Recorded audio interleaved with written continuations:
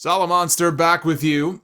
For all the faults that we can find with 2020, even with few if any fans for much of the year in the stands, there were still a ton of great wrestling matches, and these are the 10 that I feel were the best.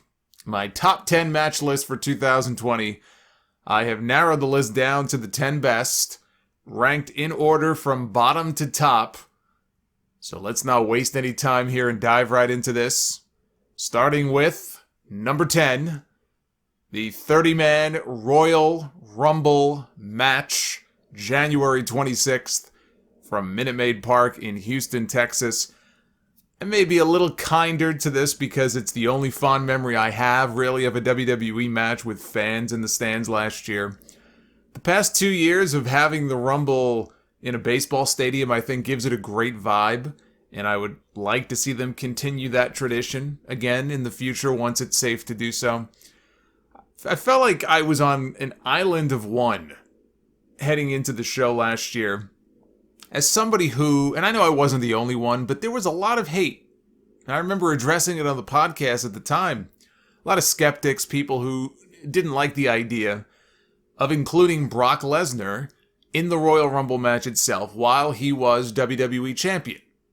Not usually the way it works. Usually the champion stays out, and the winner of the Rumble gets to choose either which champion they're going to face. It used to work that way many years ago.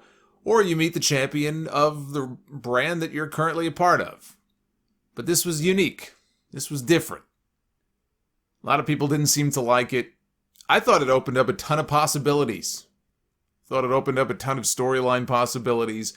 And, being different doesn't always mean that it's a good thing. Just to be different for the sake of being different isn't always such a great thing. But, try something different. In this case, I thought it added more appeal to the Rumble. The Royal Rumble is always my favorite event of the year.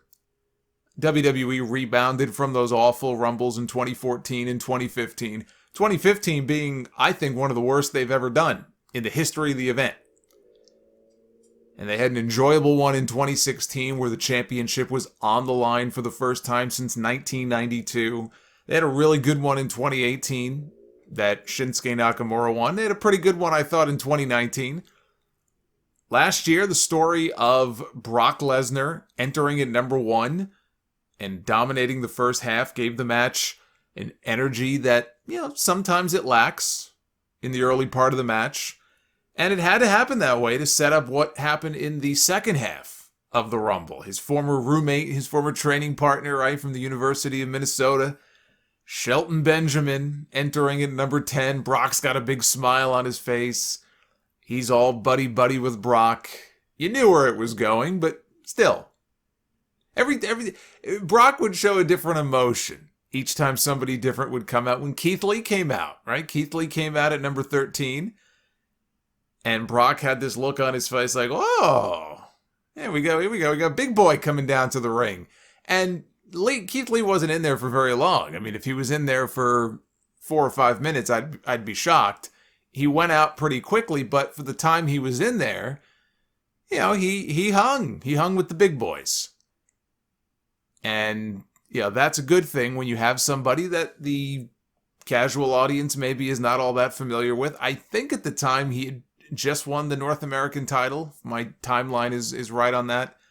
So that was a cool spot. Drew McIntyre finally booting him out of the ring 36 minutes in, to the delight of the 40,000 people in the stadium. I mean, seriously, if you go back and watch that moment, the place exploded when he knocked Brock out of the ring. And I think it was a combination of people liked Drew. They were coming around to him as a big babyface, but also they were just happy that Brock went out because Brock was dominating everybody. He got the Diesel spot from 94 on steroids.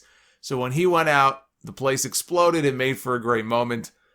The return of Edge after a 9-year retirement, and Edge working together during the match with his old Rated RKO partner before eliminating Randy Orton, which then led to their feud heading into WrestleMania.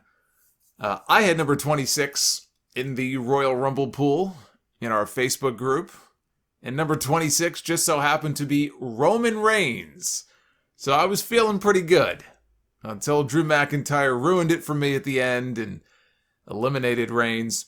But I thought it was a great final three. They had Edge, they had Drew McIntyre, and they had Roman Reigns. And really, if you look at it, even if you thought Drew's going to win or you thought Roman's going to win, any one of those three, you could have made a plausible case for winning the Royal Rumble. They could have believably won.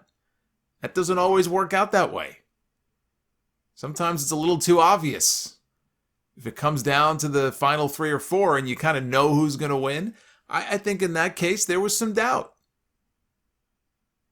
But Drew looked like a superstar in the end. He got, really, if you think about it, he got his WrestleMania moment at the Royal Rumble.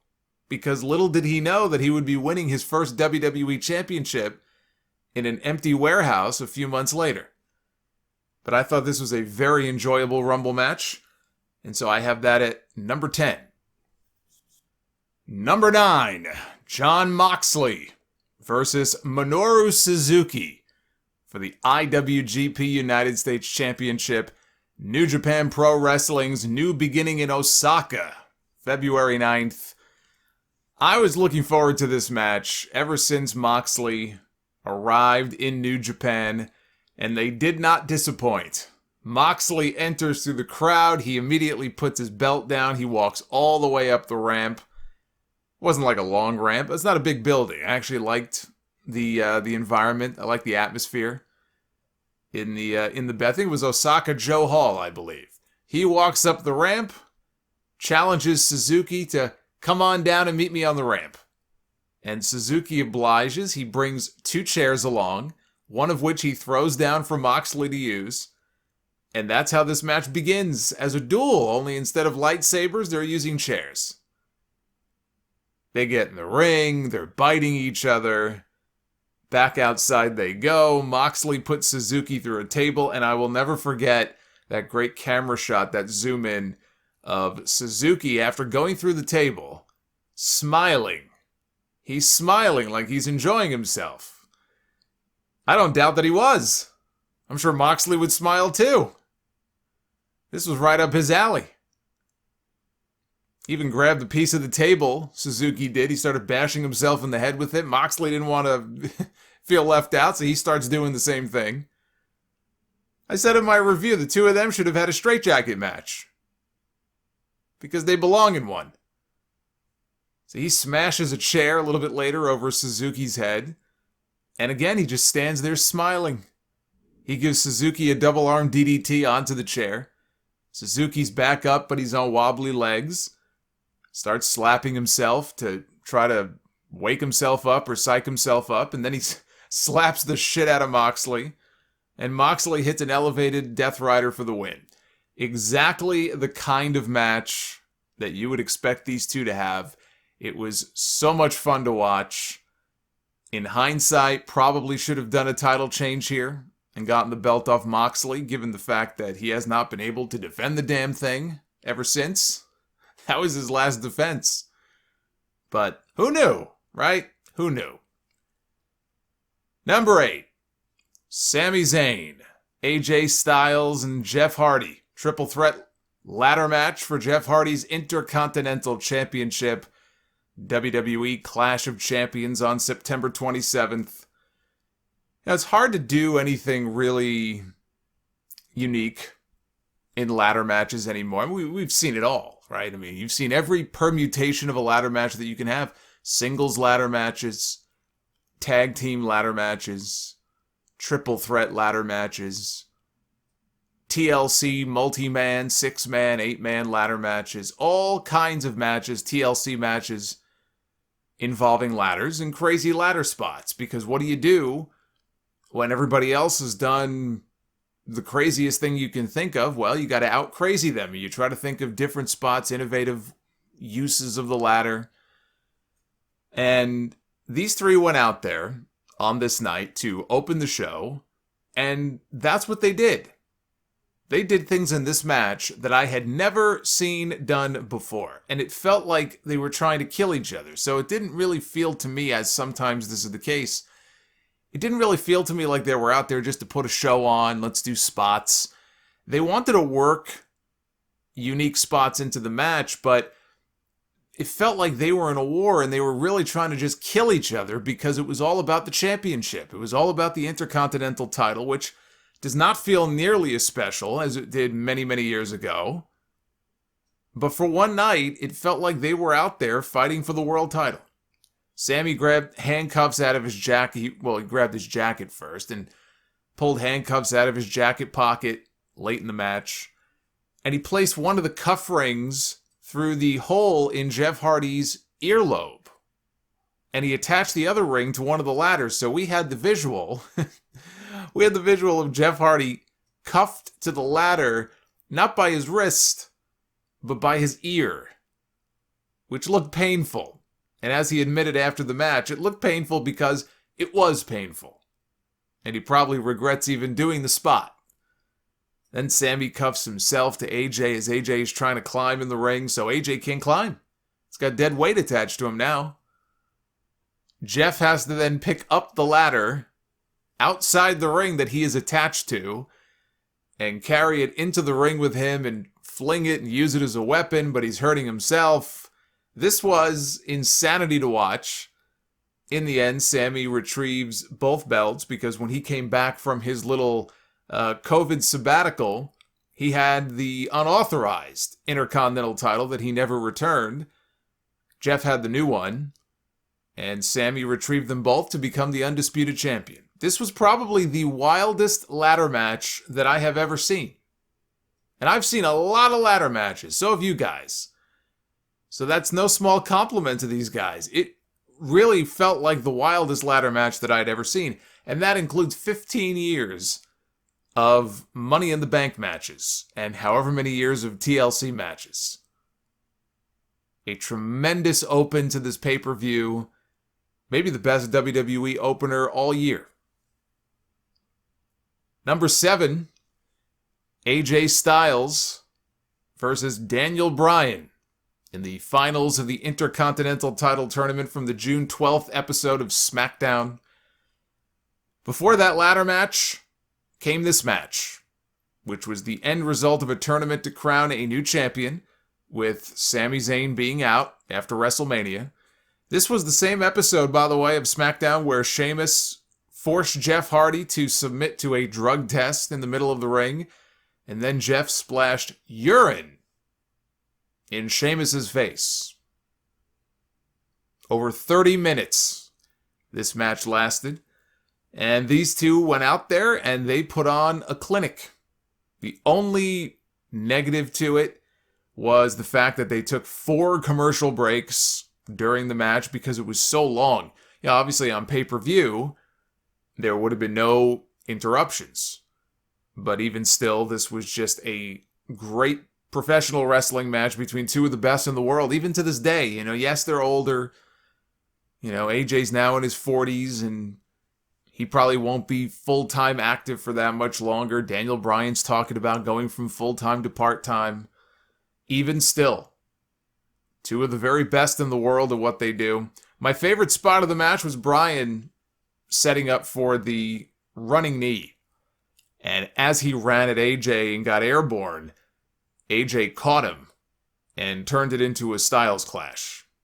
But AJ did not have enough left in him to make the cover. He did set up for the phenomenal forearm, though, and that was enough to win him his very first Intercontinental title. Great match. Number 6. One of the most talked about matches of 2020. And as of this moment, we'll see how long it lasts, but as of this moment, the swan song for The Undertaker against AJ Styles in a boneyard match on night 1 of WrestleMania 36. This is the third straight AJ Styles match I have in this countdown, in this top 10.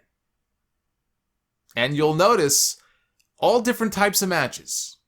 The match with Bryan, straight wrestling match. Like I said, just a clinic for half an hour in the ring with those two guys. Holds, it was based around holds and counters, right? And it was in front of no audience.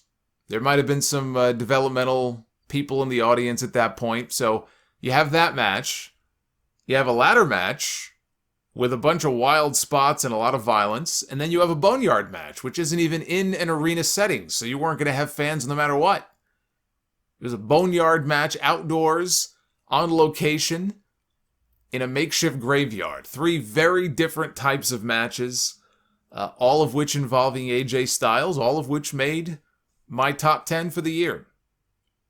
Now, going into WrestleMania last year, when it became clear that AJ Styles was the chosen opponent for The Undertaker, if you were to pinpoint any one person on the current WWE roster who at this point in time could give The Undertaker the best possible in-ring match that he could have, because he is very limited in what he can do. Look, he's older, he's beat up, he's still in very good shape, relative probably to the average person, I'm sure, but he's not The Undertaker of 5 years ago. He's not The Undertaker of 15 years ago.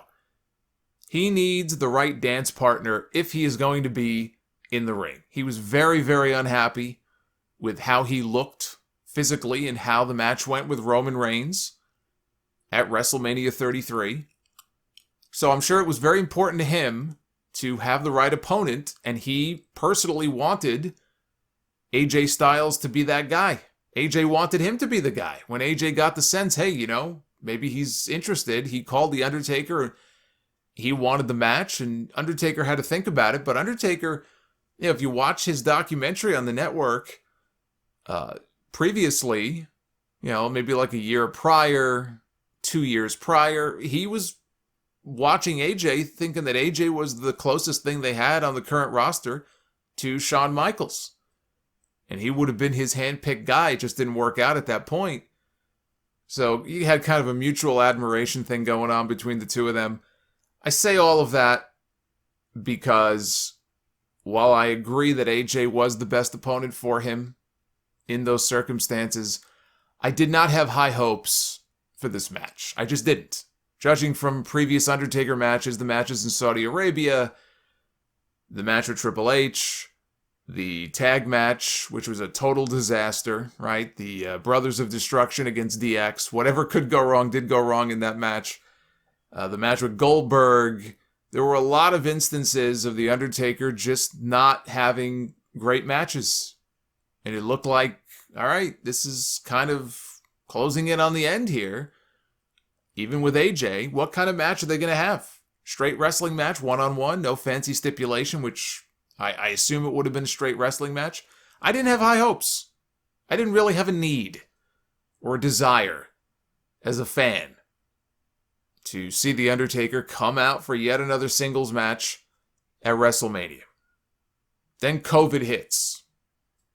COVID hits, changes everything. Now they have to improvise. What are we going to do? So they had to recalibrate. They came up with the stipulation they came up with. Everybody's asking, what the fuck is a boneyard match? I just figured they were being ultra sensitive and didn't want to say graveyard, which is stupid enough, but it's basically what it turned out to be.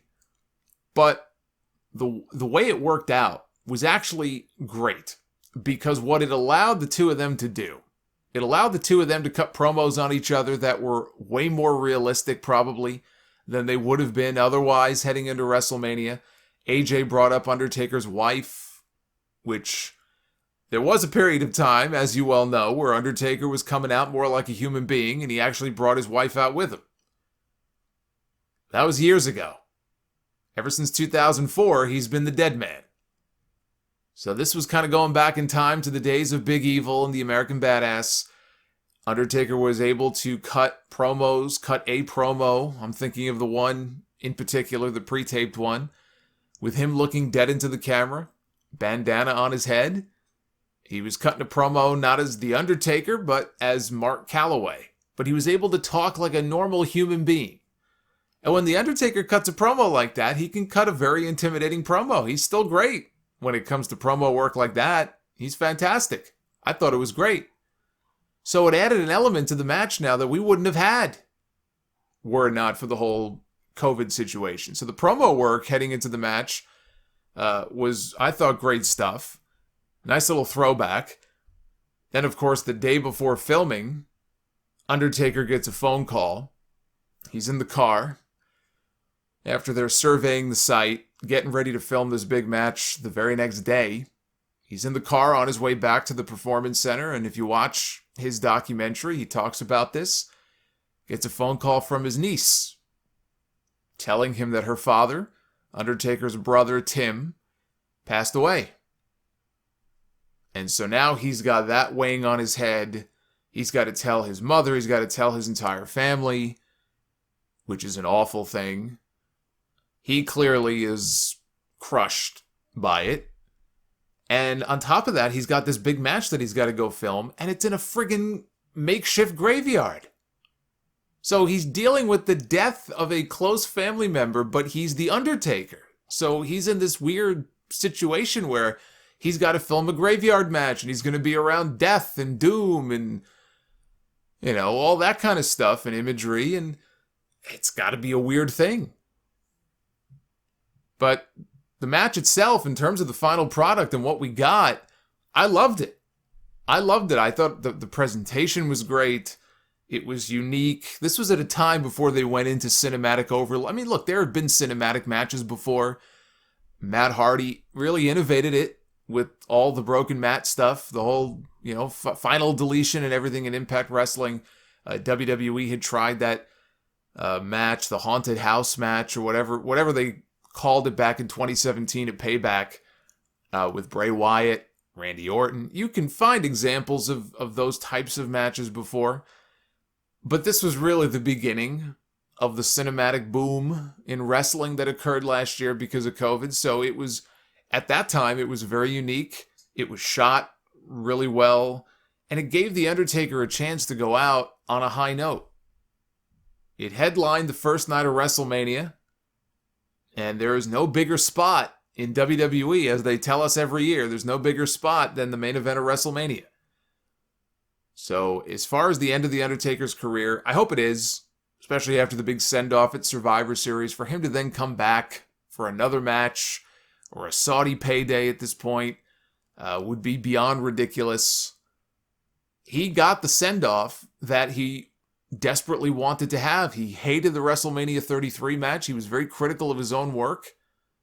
This guy got to go out on top, headlining a WrestleMania against a guy that he clearly respects, winning the match, literally riding off on his motorcycle, off into the night. Can't think of a better way for it to come to a close. Number 5 is the match that I thought was the WWE main roster match of the year for 2020. Sasha Banks against Bayley. Hell in a Cell for the SmackDown Women's Championship. The greatest women's Hell in a Cell match WWE has ever produced. There haven't been that many of them, but they've had a bunch. And this was easily and I love the one with Sasha and Becky Lynch. I would put that at number 2. But in my opinion, this was the best of the Hell in a Cells for the women that they have ever done. The story was built up over such a long period of time. I went from thinking that Sasha would be the one to do the turn. She would go babyface. Not necessarily betray Bayley. I didn't necessarily think it had to go down like that. Bayley, though, ended up being the one who turned on Sasha Banks. And when they shot that angle on SmackDown a few months ago, it was very well done. It was this extended beatdown angle. She ended up wrapping the chair around Sasha's neck. You know, she Pillmanized the neck, basically. So she really kind of went to town on her. And they did this whole heavy angle. I thought it was great. Now, I had hoped that they could find a way to put the match off. Not do the match at all. Put the match off. Sasha takes an extended injury absence. Maybe she makes a surprise return in the Royal Rumble for the women this year, wins it, goes on to WrestleMania, but somehow find a way to just extend this out a little bit more, give Bayley a couple of other people to run through in the meantime, and get this match done finally at WrestleMania 37. But they chose to do it the way that they did. Sasha was back on TV, I think, within a week or two. I mean, that wasn't really much of a surprise. But they went in there, they had this match, and they hit a home run. I still don't think it topped their NXT match in Brooklyn, which was about as close to perfect as you can get. There was no way that they could have matched the atmosphere for that match. I just watched Bayley. Actually, she was interviewed by Steve Austin on the Broken Skull Sessions. I just watched it a couple of days ago. Very good stuff. And when Austin was playing back highlights of the match in Brooklyn, Bayley could not stop talking about the crowd. She could not stop raving. She was getting goosebumps just watching it back. Could not stop raving about the crowd that night. Now, we were loud. Brooklyn was loud that night. And, look, that's just something, the circumstances are what they are today, but that's just something you can't replicate no matter how many chants and how many noises you pipe in. That element you can't replicate. But still, they went out there at Hell in a Cell and they used the environment to their advantage. They tried to work some unique stuff in there with the chairs and the ladders and the kendo sticks. It was really the one match on that Hell in a Cell show. And I was digging the Roman Reigns Jey Uso stuff too.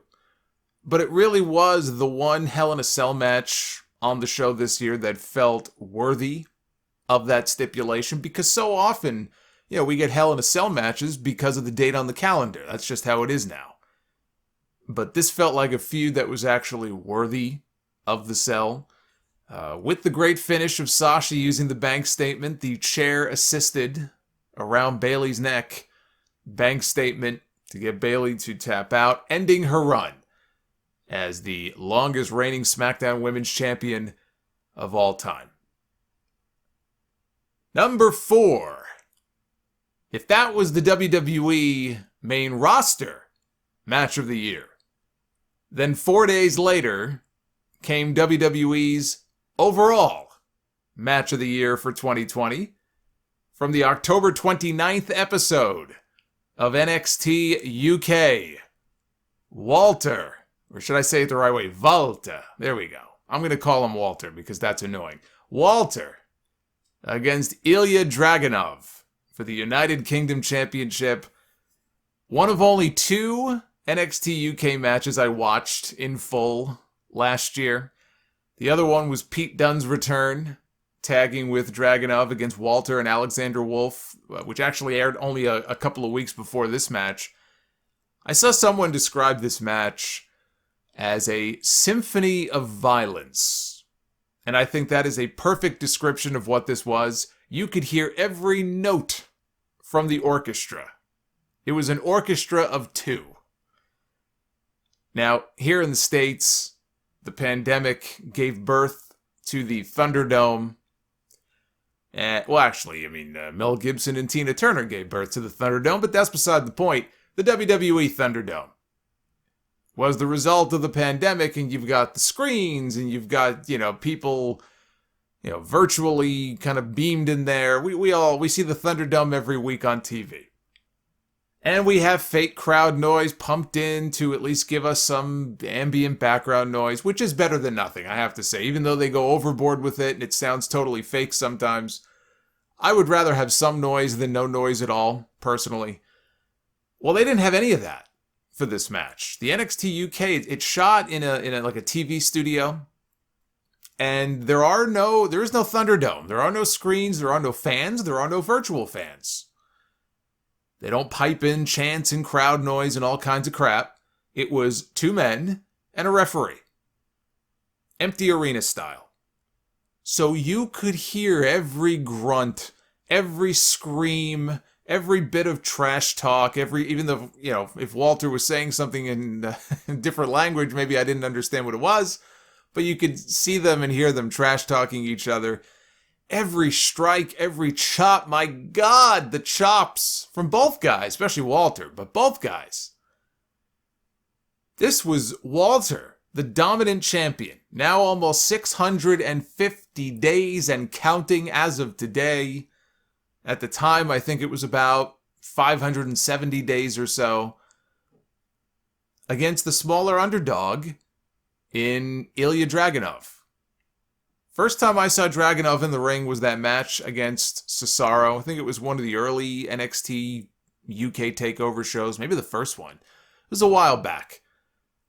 how could you not be impressed? Even then. And he's better now than he was then, but how could you not be impressed? But he was coming into this match giving up almost 100 pounds to Walter. And no matter what Walter did to this kid, no matter how badly he brutalized him, he just kept coming back for more. He kept kicking out. He kept popping up. Walter threw everything at this guy. He would not stay down. There were no high spots. There were no dives, at least not that I recall. Just David meeting Goliath. And this time Goliath won. David put up a hell of a fight. He took Goliath to his absolute limit, but he's Goliath for a reason. But I said at the time, British strong style. People talk about Japanese strong style. This was British strong style on display, even though neither of these men are actually British. One's a Russian, the other is an Austrian. But there has never been, I believe this. I said earlier about the ladder match at Clash of Champions, the wildest ladder match I've ever seen. I would say that this match here between Walter and Dragunov was the hardest hitting, use whatever word you want to use, stiffest, hardest hitting match in WWE history. Easily. Now we get into the top 3. Now we're getting good. Number 3 on my top 10 list of matches for 2020 is Kenny Omega and Hangman Adam Page against the Young Bucks for the AEW Tag Team Championship at Revolution on February 29th. This was the best tag team match of 2020 and the AEW Match of the Year. It had everything. It had action, it had storytelling, 4 friends that were butting heads at the time. The Bucks were frustrated over the fact that they had yet to hold the tag team titles, even though they went around calling themselves the best tag team in the world. And yet here are their 2 friends, Kenny Omega and Hangman Page. They're not even a real team. They're a makeshift team. They beat them to the punch. They won the tag team titles before the Bucks did. Meanwhile, you got Hangman Page, who's developed a drinking problem that coincidentally has gotten him more over with the audience. It turned this guy into a superstar.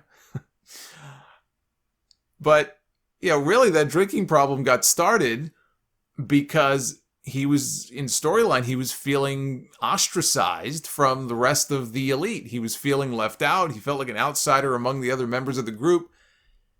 And he was sort of drifting off on his own, doing his own thing, acting very weird. And he would piss off the Bucks by gloating about the fact that they won the titles before the Bucks did. So this caused a lot of friction between the 2 teams. But the other part of this story was the tension that had been building for weeks and weeks and weeks between Kenny Omega and Hangman Page. And a Hangman Page heel turn at Revolution seemed pretty likely, but the thing is, the guy was getting over like crazy in front of those crowds. He was becoming one of the hottest parts of the whole show. In a way that I'm going to assume they weren't necessarily expecting. So it would have been very foolish. I'm not saying that the original plan was to turn him heel. I don't know if there was an original plan and they changed. But Hangman Page was getting over. And once that started happening, it would have been really dumb to turn him heel at that point. The fans were actually booing the Bucks late in this match because of the way they were acting. They were starting to act more heelish. They were kind of holding back until Hangman hocked a loogie right in Matt Jackson's face. And at that point, that set off Matt Jackson. And from that point on, the Bucks were acting more heelish. Buckshot lariats to both Matt and Nick finished them off. And Hangman and Omega, they would go on to reign for several more months before dropping the belts. But this was 30 minutes of just tag team excellence. And I know there's a lot of people out there who, if they don't like AEW, then they just don't like AEW. But there are also people who watch AEW television, but they may not like Omega, they may not like the Bucks. I never really hear from people that don't like Hangman. I'm sure there are people out there. He doesn't seem to bother people the way that the Bucks do, and Cody and Kenny. They have a lot of They get a lot of flack from a lot of people for whatever reason. I mean, you can be a fan of whoever the hell you want to be a fan of. Maybe with the Bucks, they don't like, the indie style and all the super kicks and the flips and the big flashy moves and the dives and everything and whatever. That's fair. But I think even those people, if they sat down and watched this match, would, and they knew the story going in, I would think they would at least appreciate the storytelling heading into this match. It all came together perfectly. And AEW had plenty of great matches last year. But in my opinion, this one was the best one of them all. Now, last year was the first year that New Japan Pro Wrestling hosted a 2-night Wrestle Kingdom. And because the show happens right at the beginning of the year, every January 4th, regardless of the day of week, every January 4th, is the big Tokyo Dome show, which really has only been called Wrestle Kingdom, I think, since 2007. But because it happens at the very beginning of the year, right after New Year's, it would be very easy for a lot of the matches on these shows to just get lost in the shuffle. Kind of the way that certain movies get shafted, I think, during Oscar season. If they hit theaters a little too early, people aren't really talking about them anymore. But then you've got certain matches that are just too good to be forgotten. The main event of Wrestle Kingdom 14, Night 2, is hailed as an all-time classic, and deservedly so. That's why I have it at number 2 on my list. It was the finale of the Double Gold Dash. Champion against champion, title for title, with the IWGP champion Kazuchika Okada meeting IWGP Intercontinental Champion Tetsuya Naito, January 5th at the Tokyo Dome. Okada retained his title over Kota Ibushi on night 1. Naito beat Jay White to reserve his spot in the main event on night 2, and so all roads led to Okada and Naito. Got to get context here, though. You got to give a little bit of the history to understand what made this such a big deal. At Wrestle Kingdom 8 in 2014, Okada beat Naito to retain his IWGP title. It was a night where their match, which otherwise would have been the main event, I mean, it was for the IWGP heavyweight title, but on this particular night, due to a fan vote, their match was expelled out of the main event in favor of the Intercontinental title match involving Shinsuke Nakamura. And one of the main reasons for that is because Naito just was not really all that popular at that time. Not as popular as he would become later on. And he harbored a lot of resentment for that for many years. That was kind of part of the whole storyline. Anyway, 4 years later, 2018, Wrestle Kingdom 12. Okada pins Naito again to retain his title. And so here, this was Naito's chance at redemption after a 7-year story arc dating all the way back to 2013 and the build-up to that first match at the Tokyo Dome. He had fallen twice before to Okada. Would the third time be the charm? Would this finally be his big moment? In their last match, Naito, who used to be called the Stardust Genius, briefly reverted back to the old version of Naito, the clean babyface version of Naito, clean-cut babyface, going for his big move, the Stardust Press, off the top rope. That's the move that he abandoned when he basically stopped caring about the fans. And when he came back from Excursion, he had adopted the Destino as his new finisher. Well, this was a big deal. The fact that in this match, their last match here, he was going for the move again. The fans knew it. They knew the setup for the Stardust Press. We're seeing the old Naito, and up he goes to the top. He goes for the move again, and it backfires on him. Okada gets the knees up. He ends up going on a few minutes later to win the match. That was their second meeting. And so that match ends, And just to rub salt in the wound, Okada, when the match is over, he gets on the mic. Naito is leaving ringside. And Okada asks him if he enjoyed his main event at the Tokyo Dome. Fast forward to their match last year. Naito sets Okada down near the corner late in the match, and he's going up. He's going up for that same Stardust press, and the crowd can't believe that he would even attempt to try this move again. Because every time he has used it against Okada before, he has failed. But this time he nails it. First time that he successfully hit that move in 5 years. He hits the Stardust press, only gets a near fall. After all that. Now that's what you call a fall. You call that a troll job, is what you call that. That's a false finish troll job. But a great one. Okada kicks out. But Naito does end up getting the win with the Destino. He finally pins Okada, and he becomes the first ever IWGP double champion with the world, or the heavyweight, I should say, and the Intercontinental titles.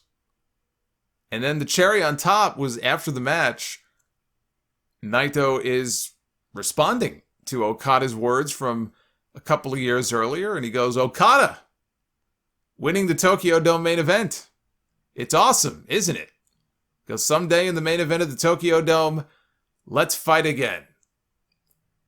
And then, of course, if you remember, they sent Kenta out there to ruin his big moment and beat the crap out of him. But what an ending. What an ending. What a match, and what an ending to the story. Story-wise, it was the best match all year. And if you were a fan of both main events, both of the Wrestle Kingdom main events last year, you may have placed this one over the first one for that very reason. But I can't bring myself to do it. I have to go with what I thought was the better match of the two, which is why my number one pick for the best pro wrestling match of 2020 goes to Kazuchika Okada against Kota Ibushi.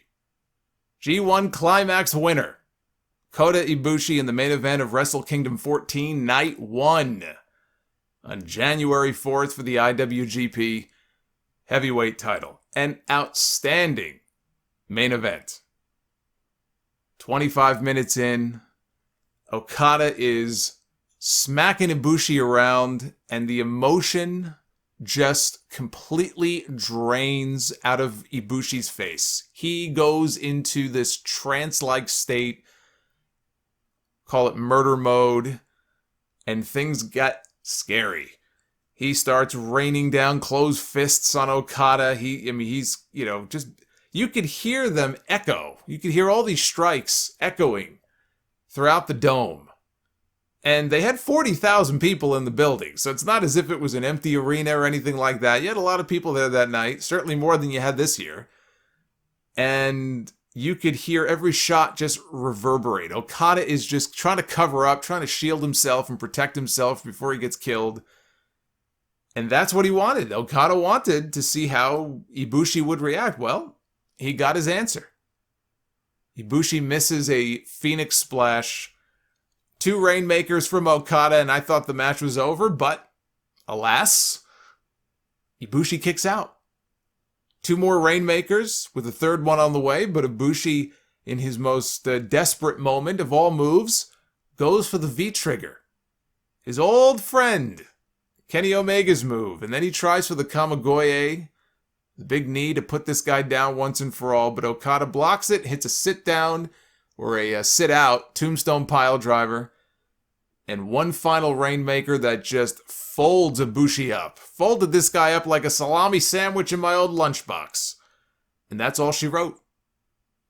When the match was over, I really, if there was one disappointment that I had, I really was kind of hoping that Ibushi would win, and then he would go on to night 2. It felt like the right time. Were it not for the story arc with Naito, which I get why they did what they did. They completed it the next night. That made for a great moment. So I get why they did it. But man, I was hoping for an Ibushi win. I had to wait 12 more months to get it, but we did finally get it this year. I almost hate ranking one over the other.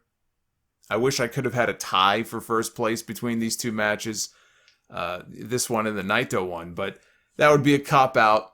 So purely as a match, I think this is better. And for me, it didn't get any better than those two matches all year long. That's back-to-back 30-minute match of the year main events for Okada. And there is no argument anymore. I don't know that there ever was an argument, but certainly not now. There is no argument for whether or not he is among the greatest of all time. The answer is yes. You can debate whether or not he is the best, and if you're not a New Japan fan, then obviously you're going to laugh at that. But that's fine. You want to have a debate over whether or not he is the best, or one day when he's done, he may go down as the best. You can debate that until you turn blue in the face, but you cannot debate the fact that this man is absolutely on the list of one of the all-time greats. And look, he still may go on to be the best. He's only 33 years old. Feels like he's been around forever, but he's only 33. He could wind up like Minoru Suzuki in his 50s, having great matches. They would be very different, but they would still be great. But at 33, when you look at the body of work that he has put together already in his career, he is one of the very best ever. So that's your list. Those are my 10 best matches of 2020. The ones that you all should go out of your way to see, or see again, if you've already seen them. There's too many honorable mentions to name all of them. I know I'm going to leave some out here. But I want to show some love for some of these matches. I loved the 30-minute Iron Man match on Dynamite. The February 26th episode of Dynamite between Kenny Omega and Pac. The fastest 30-minute match you'll ever see. I mean, that match just breezed by. Didn't feel like 30 minutes. All action. Just a ton of energy. I love that match. I enjoyed Edge and Randy Orton at Backlash more than I did their WrestleMania match. The greatest wrestling match ever. Wasn't even the top 10 greatest match of the year. But I do think it deserves some recognition here. I loved the Drew McIntyre-Roman Reigns match at Survivor Series, and I hope we get a chance to see it again at some point this year. Could have easily headlined a WrestleMania with a match like that, minus the cheap finish, which took it down a notch. And I had a few people, including Matt, so if he's listening, shout out to Matt. I had a few people tell me that, Solomonster, you gotta watch the GHC title match from Pro Wrestling Noah from last month. I think it was December 6th, between Go Shiozaki and Takashi Sugiura. That it was a late contender for match of the year. You gotta give it a watch. It's on YouTube and go watch it. Now look, I don't watch Noah. I know who Go Shiozaki is. I know he was the GHC champion all year. I'd see his name. I'd read about him in the Observer as far as what he was up to. I did watch the match. It is a 51-minute match, which is, I gotta say, it is impressive at 50 years old for Sugiura to be in a match that long. I think he's 51. Sugiura, I know, of all things, I know him from the Ring of Honor show that I went to back in 2006. It was one of the earliest Ring of Honor shows I had ever gone to. Maybe it was only the second or third. It was Glory by Honor 5, Night 2, which I think is actually, people I think are in agreement, one of the better ROH shows that the company's ever done. And Bruno Sammartino made a special appearance in front of the crowd that night. The whole roster was around the ring like lumberjacks, soaking up his every word. He cut a promo. A lot of memorable things that night. But there was a GHC title defense on that show. I remember because it was one half of this big double main event that they had promoted.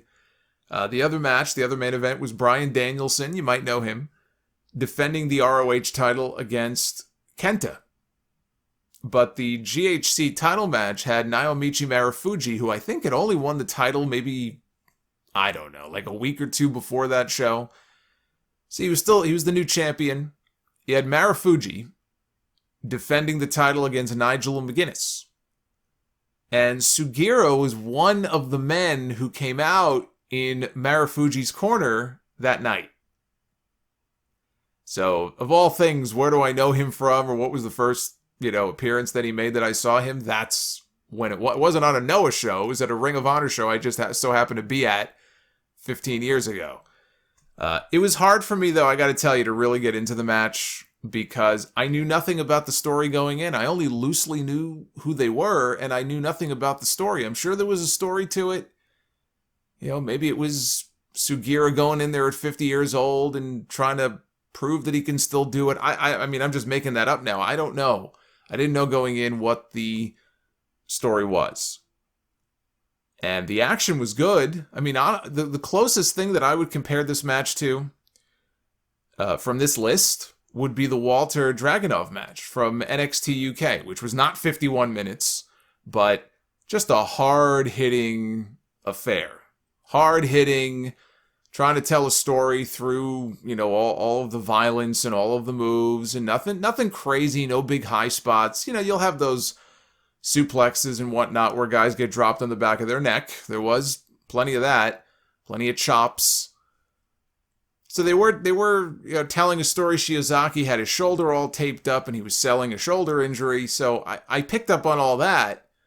But, 51 minutes, it's a long match. And if you're not really personally attached to the performers in the ring or familiar with the story going into it and the background and the history, it's hard to get into. Unless it's just nonstop action, like if you have a really fast-paced match, 15, 20 minutes, that probably would have been different. But this was a long match, and I did get bored through parts of it. Not the whole thing, but just certain parts in the middle. So I did watch it. I do think that it is worthy of an honorable mention, but couldn't rank it in my top 10. So anyway, chime in.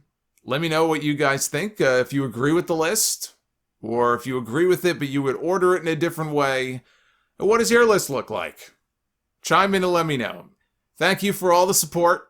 We just passed 61,000 subscribers earlier today on the YouTube channel, so thank you for that. If you're not subbed, what are you waiting for?